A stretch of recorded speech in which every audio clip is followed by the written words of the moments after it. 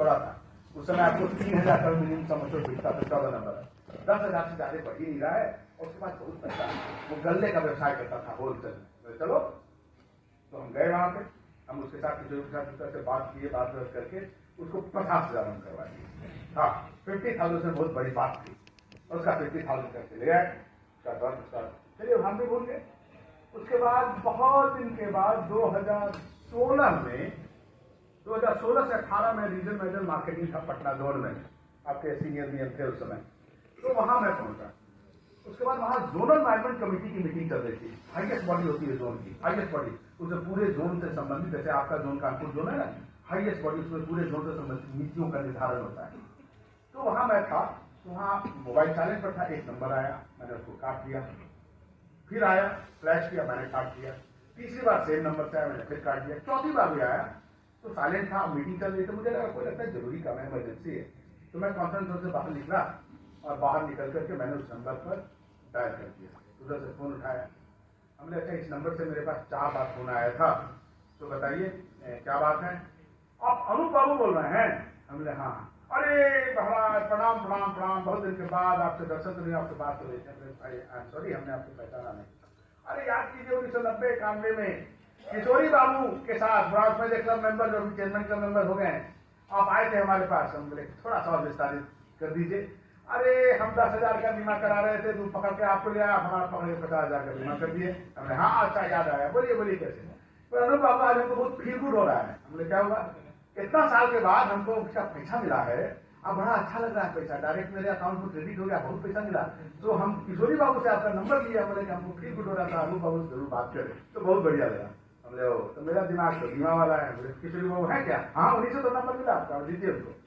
तो किशोरी को दिया हमने, किशोरी जी सर, लो फ्री इन्वेस्टमेंट, जैसे कितना लो? हाँ 10 पूरा ले लेंगे। वेरी गुड, मतलब जो उसको 50,000 का बीमा जो मिला उसको, 14 नंबर था उसका मिला, उसमें से किशोरी प्रसाद गुप्ता बहुत इंटेलिजेंटली बहुत सा पैसा इन्वेस्ट कर दिया। तो दोस्तों उसका कारण ये था, और उसका तुरंत जाकर के हमने जेडेंसी में शेयर किया, सबसे शेयर किया, लोगों से, एचओडी से, कि देखिए ये। तो उसका कारण ये था कि किशोरी प्रसाद गुप्ता अपने एग्जिस्टिंग कस्टमर से आज भी, आज तो एज होगी उसकी, आज भी वो संबंध बना के रखता है। और इसीलिए 555 का दूसरा 5 जो मैं आपको कहता हूँ, कस्टमर ऐसा नहीं कि 5 साल के रहो, अब याद आई हमारी तरह, अब नहीं हो स्थिति। इसलिए अपने कस्टमर से तरोताजा रखिए अपने संपर्क को। और तीसरा 5 जो है 555 का, अभी मैंने आपको क्या कहा, 44 करोड़ ऐसे लोग हैं हमारे देश में जिनकी उम्र 28 साल की, और आज से 6 साल 7 साल बाद हमारे भारत देश की जितनी संस्थाएं होंगी, चाहे सरकारी या गैर सरकारी या प्राइवेट, इन संस्थाओं के टॉप पोजीशंस पर यही पौध काबिज रहेगी। यानी यही आपका मार्केट है, यही आपका मार्केट है, और इस मार्केट को अभी से अपने हिस्से लेना शुरू कीजिए। तो तीसरा 5 जो मैं कह रहा हूं, 555 का 5 यंग लोगों से संपर्क कीजिए। कोई जरूरी नहीं है कि साक्षात कीजिए, क्योंकि ये वो जनरेशन है जो हरी में है, जिसके पास टाइम कम है, और जो पारंपरिक तरीकों से प्रभावित नहीं होता है। पारंपरिक तरीका क्या है? आज मेरा भी है, हमको किसी को कुछ बेचना है तो मेरे पास आए, बैठे, समझाए, तब हम करेंगे। इनके पास उतना टाइम नहीं है, इनके पास क्या है? टेक्नोलॉजी है। तो थोड़ा अपने आप को टेक्नोलॉजी में पारंगत कीजिए। फेसबुक पर तो आप होंगे, थोड़ा इंस्टा पर भी रहिए, थोड़ा लिंक्डइन पर भी जाइए, थोड़ा एक्स पर भी जाइए, और इन लोगों को मेल से प्रेजेंटेशन 5-5 6 स्लाइड कर दीजिए, छोटा छोटा। हमारे पास तो आज भी दुनिया भर के आते रहते हैं, दुनिया भर के। हम भी देखते हैं, एक बार देखते हैं, ठीक है, नहीं डिलीट करते हैं, आते तो हैं। तो इन 5 प्रतिदिन 5 यंग जनरेशन को अपने बारे में और अपने प्रोडक्ट के बारे में जानकारी जरूर दीजिए। ये है 555 का फॉर्मूला, ये मैं हमेशा कहता हूँ। और इसी रोज में एक चीज और मैं कहूंगा कि जो काम कीजिए ना, अब इसे मत कहिए रोज आपके सीनियर बीएम साहब बोले कि रोज मार्केट में घूमो, रोज 5 आदमी अनुभव आए तो बोले 555 5 आदमी हमें ले यांत्रिक रूप से मत कीजिए, मैकेनिकली मत कीजिए, दिल से कीजिए। मैंने कहा ना, सारे का रस से रुचि से कीजिए। क्योंकि देखिए, बिजी रहना इंपॉर्टेंट नहीं है, बिजी किस उद्देश्य से हैं और उस उद्देश्य की प्राप्ति के लिए जो प्रयास हम करते हैं वो कैसा करते हैं, ये इंपॉर्टेंट है। देखिए, 2 तरह की मक्खी होती है, एक हाउस फ्लाई होती है, घर में थाली में चावल रखा हुआ है, चावल में किसी पोर्शन पर बैठ गई तो क्या करते हैं उस मक्खी को? वो चावल निकाल कर फेंक देते हैं, फेंकते हैं, फेंकते हैं, चाय में गिर गई तो हम नहीं पिएंगे मक्खी। अब आज तक हमने सुना नहीं कि मक्खी किसको काटती है, उल्टा हम लोग हिट लेकर के और क्या लेकर के, नहीं कुछ तो पेपर से ही मारते रहते हैं उसको। मक्खी को।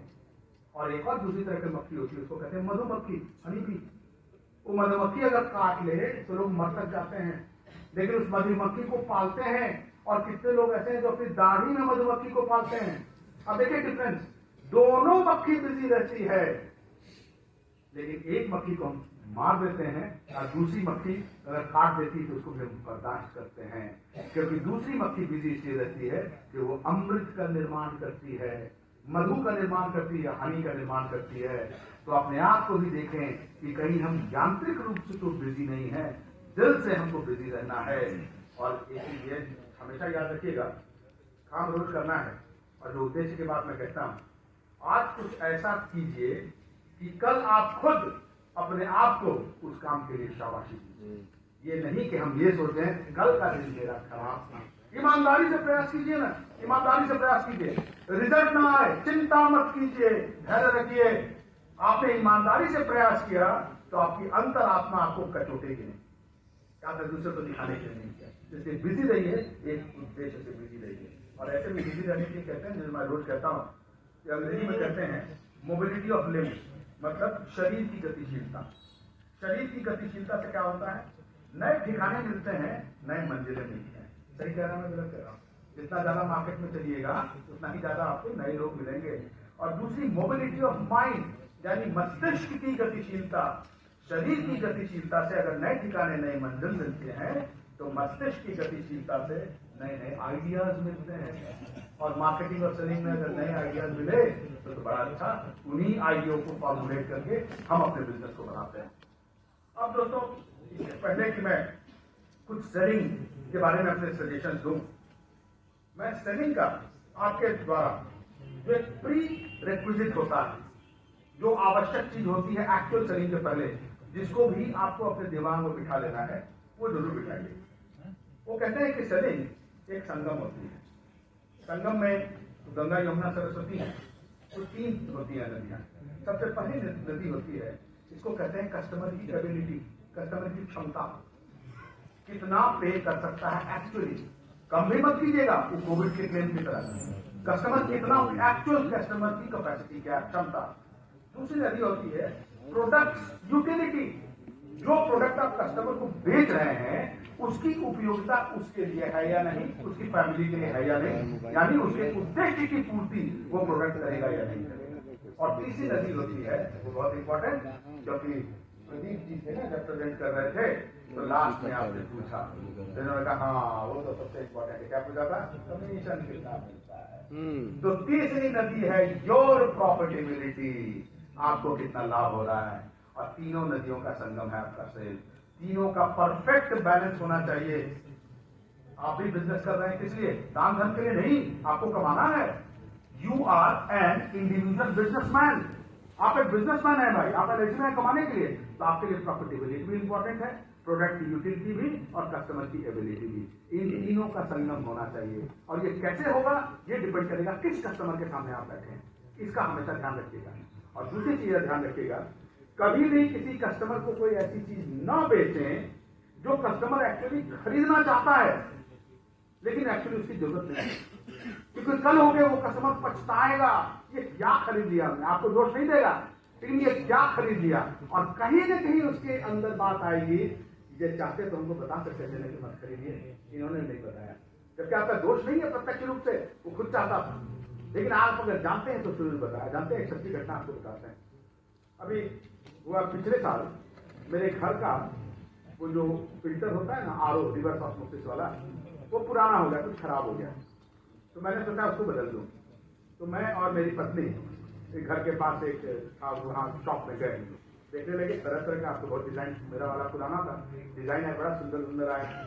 एक हमने देखा, बड़ा अच्छा लगा, 30 लीटर कैपेसिटी है, बहुत सुंदर लगा। हम दोनों ने देखा, अरे हाँ ये दे दो, ये दे दो, ये दे दो। उसने कहा, बोला ठीक है चलिए दे दें। तो उसका तो उसने कहा कि अच्छा मैडम, हमसे फिर मेरी मिसेज से मुखा दिया, मैडम आप लोग घर में कितने लोग हैं?